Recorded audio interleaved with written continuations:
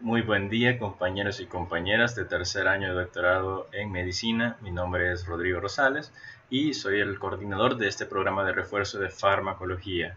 Primeramente quería aclararles que este programa, como bien su nombre lo menciona, es solamente un refuerzo de las clases de farmacología que ustedes están recibiendo por parte del departamento. No pretendemos en ningún momento sustituir las clases que estos están dando, al igual que sus exámenes o propiamente tareas o cuestionarios que nosotros les brindemos posteriormente.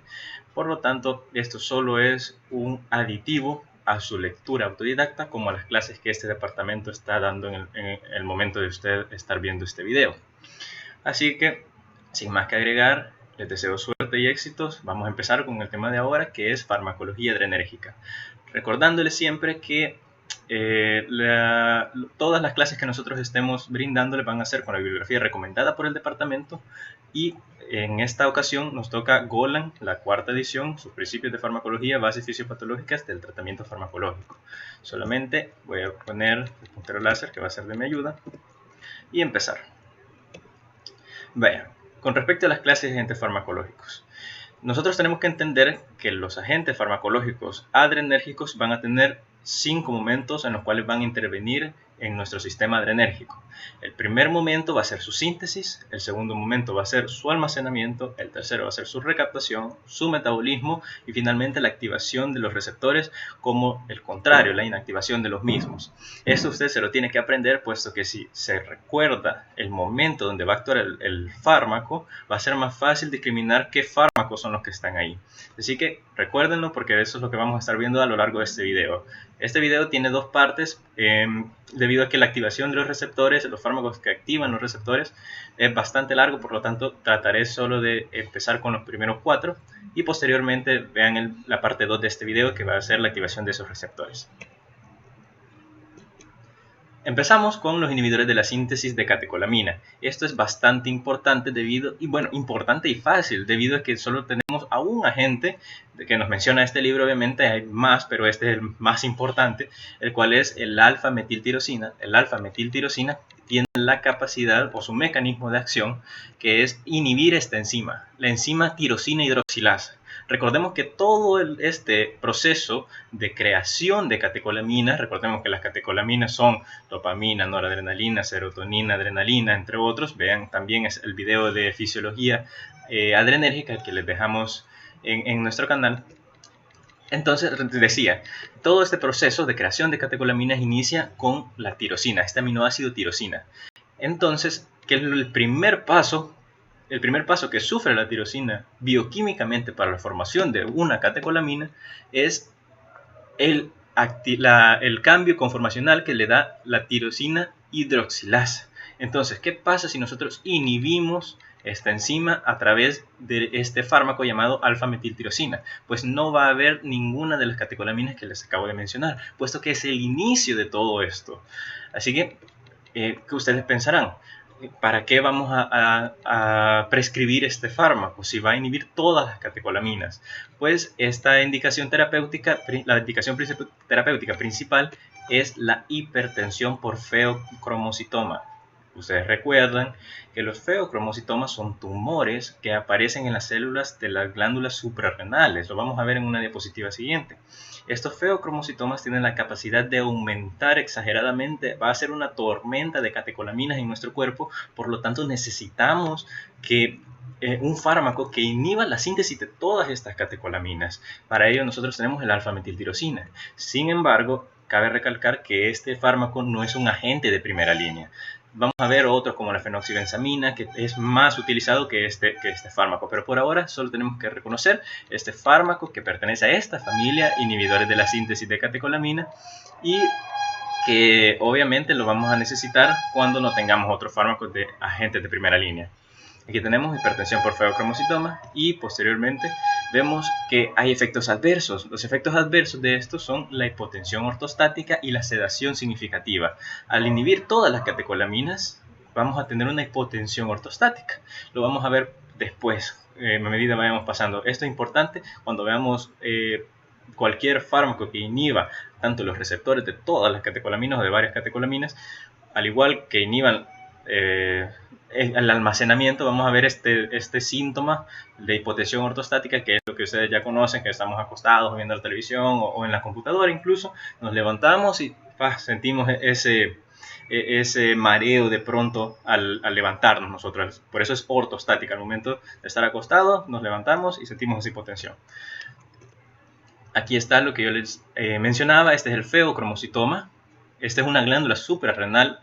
Acá abajo vemos la glándula suprarrenal normal y vemos acá la glándula suprarrenal con este tumor llamado feocromocitoma, el cual es un tumor en las glándulas suprarrenales, como les mencionaba, y que normalmente el tratamiento de primera línea le podemos llamar, a pesar de que el tratamiento de toda la vida para un tumor va a ser la cirugía. Entonces, preoperatoriamente podemos prescribir la fenoxibenzamina, que es su tratamiento clínico, y vamos a ver que los efectos, debido a que los efectos de este feocromocitoma se van a describir en las 5H del feocromocitoma. Eso no es necesario que se lo aprendan, yo se los traigo para su conocimiento y que entiendan verdaderamente cuál es el efecto del fármaco que hablamos, la alfa-metiltirosina. Que estos son hipertensión arterial, hiperhidrosis, hipermetabolismo, dolores de cabeza, headache y la hiperglucemia. Vale, ya vimos el primer fármaco, inhibidores de la síntesis. Ahora vamos a ver inhibidores del almacenamiento de la catecolamina.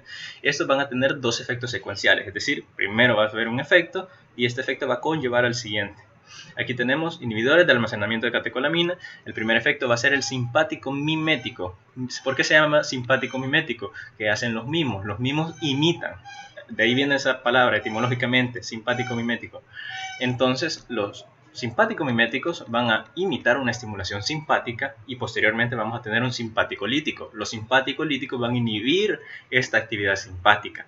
¿Y cuáles son los agentes? Son reserpina, tiramina, guanetidina, guanadrel y anfetamina. Todos ellos los vamos a ver en este momento.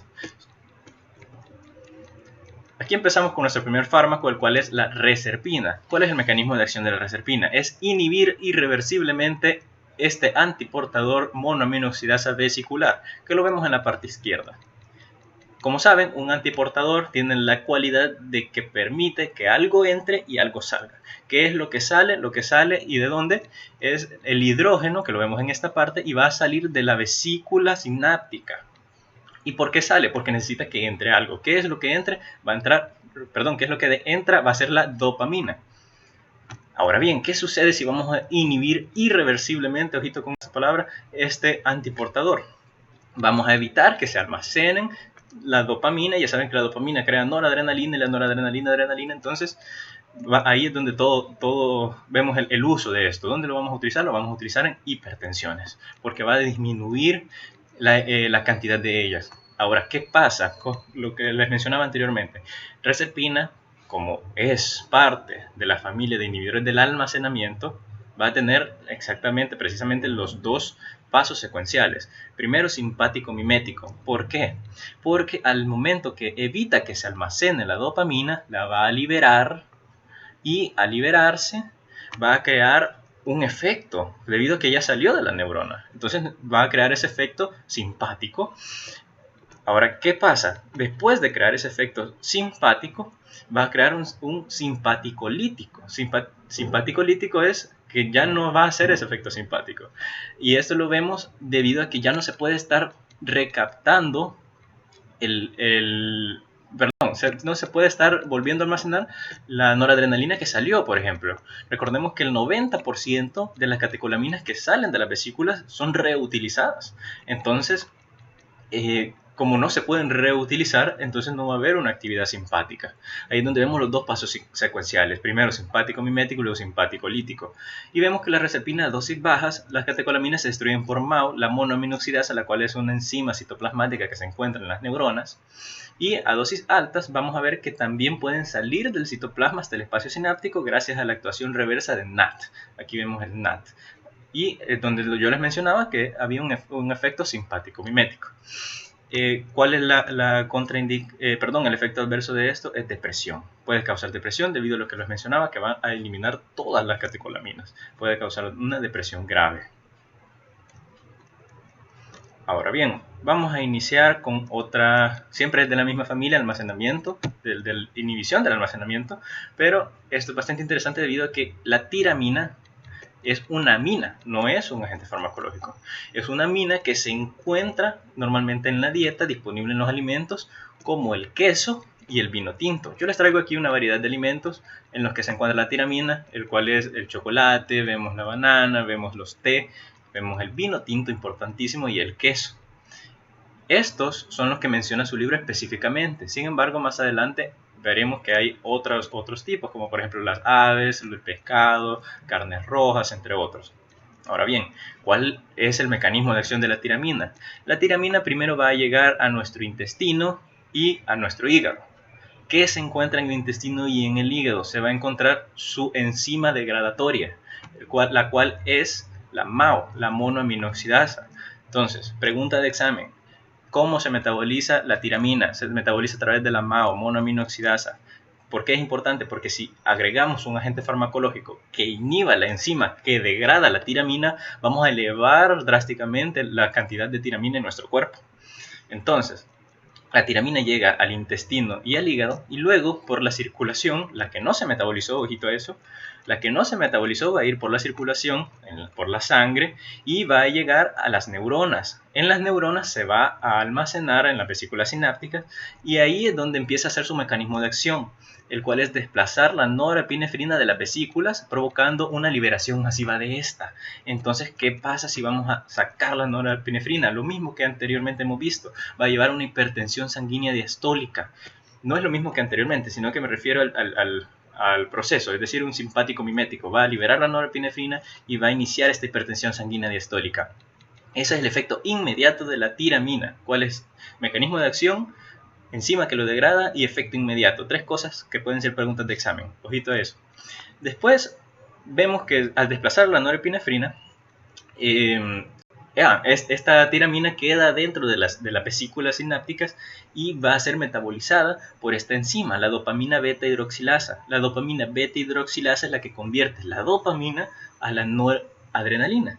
Entonces, además de sacar a la noradrenalina, le dice vete de aquí, no te necesitamos en la vesícula sináptica, utiliza la enzima que la convirtió en noradrenalina. Entonces la utiliza y la va a convertir en este metabolito activo que se va a llamar octopamina.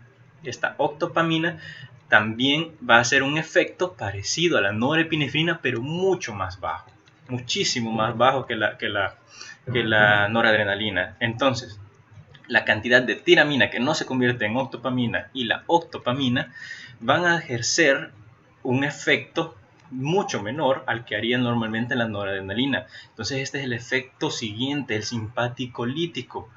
¿Qué vemos aquí? Nosotros vemos una hipotensión postural. Pero esta hipotensión postural solamente con consumir mucho vino, con consumir mucho queso, no nos va a aparecer, sino que necesitamos, lo que yo les mencionaba, los inhibidores de la MAO, los IMAO, lo que les mencionaba que aquí en el intestino y en el hígado van a inhibir esta enzima. Y aquí es donde vemos la hipotensión postural en combinación de estos dos. Y finalmente tenemos a la guanetidina. La guanetidina también es utilizado para el tratamiento de la hipertensión y va a tener otro efecto, el cual es la inhibición de los nervios simpáticos en el corazón, lo que va a disminuir la precarga sistólica y va a terminar también en una hipotensión postural. Bien.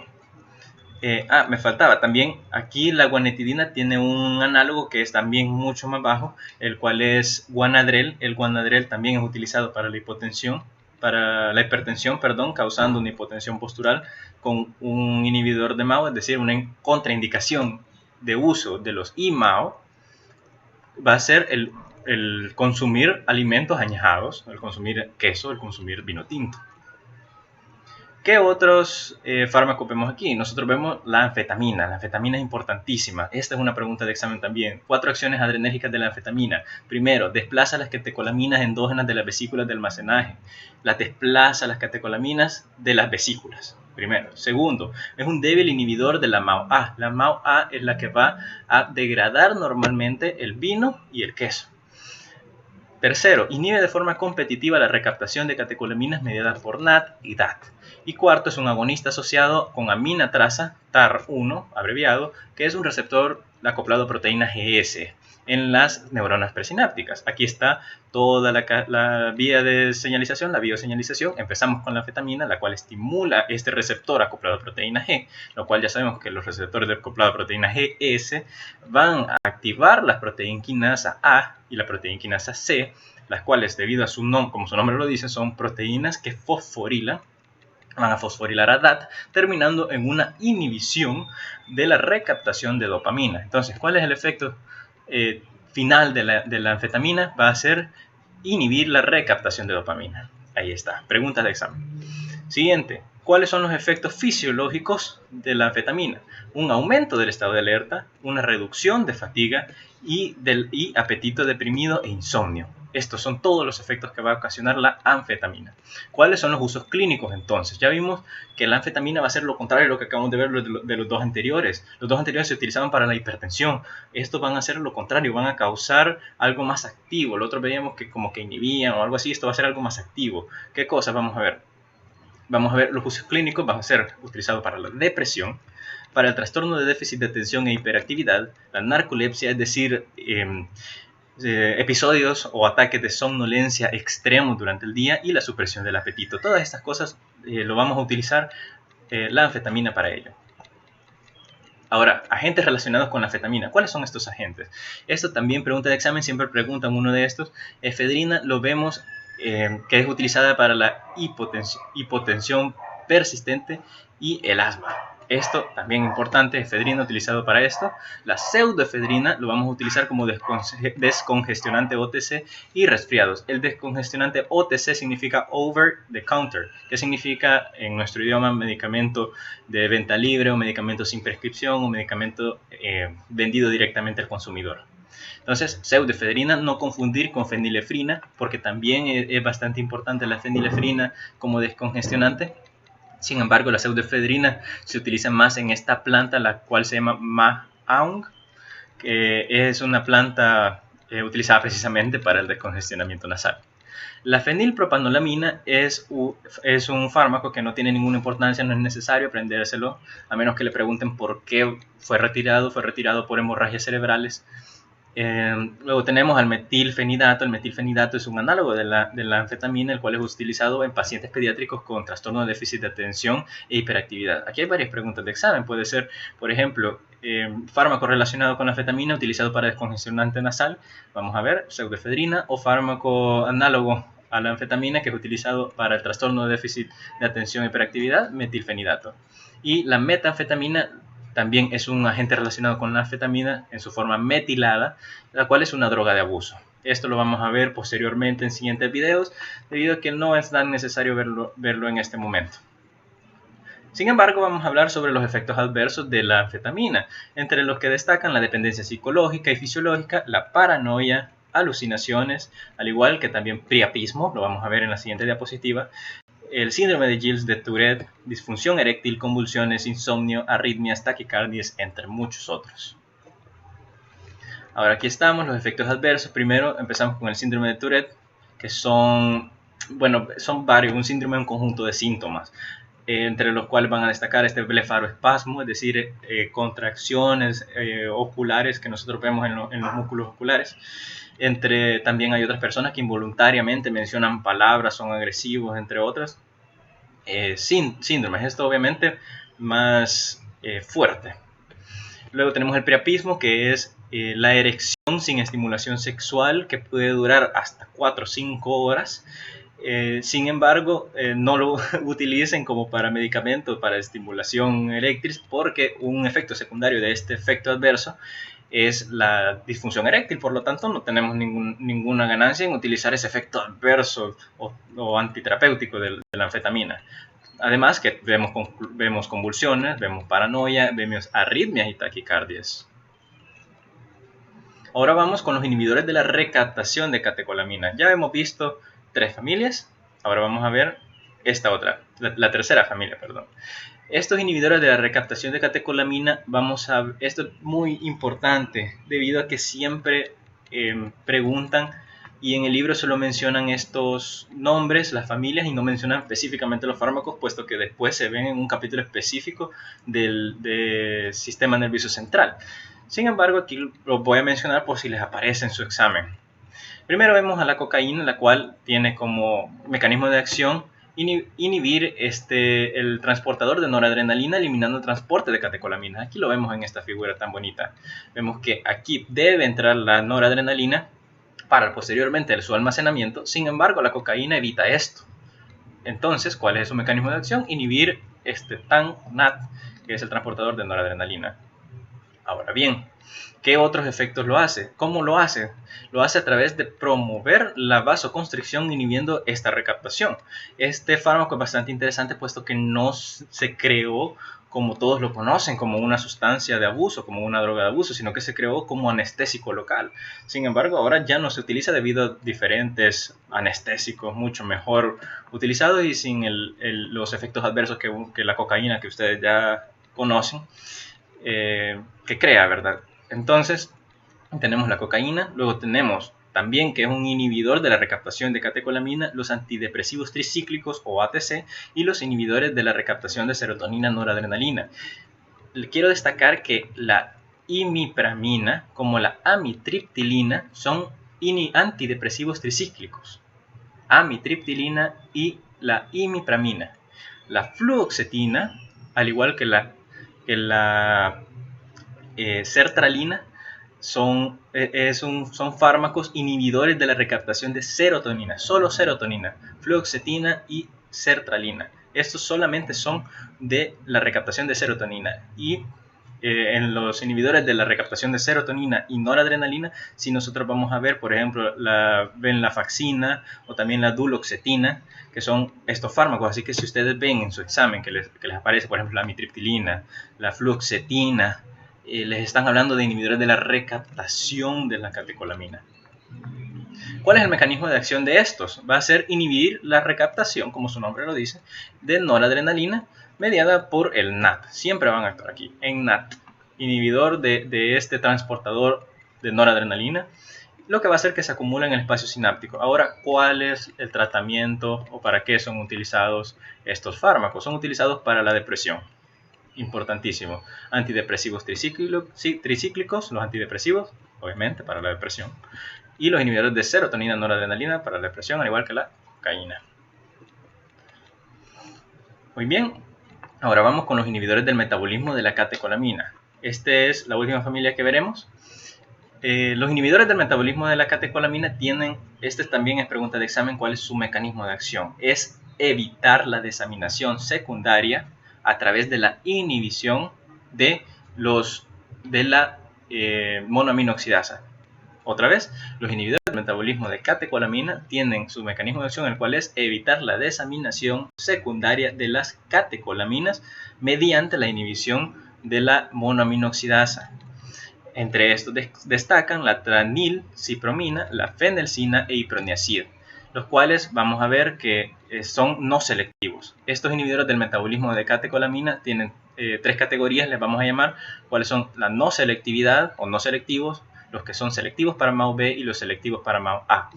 Estos tres, que ya los mencionamos, son no selectivos, es decir, van a actuar tanto como para MAO-A como para MAO-B. La seleginina y rasaginina va a ser específica o selectiva para MAO-B y la clorgelina y moclobemida para MAO-A. La MAO-A, como ya les había mencionado, es la que va a degradar la tiramina de los vinos tintos o de alimentos añejados, entre otros. Entonces, no hay que usar los IMAO con bebidas que contengan estos restos de aminas que les mencionaba, que aumentan la presión arterial y posterior una hipotensión postural. ¿Y para qué se utilizan? Se utilizan para el tratamiento de la depresión.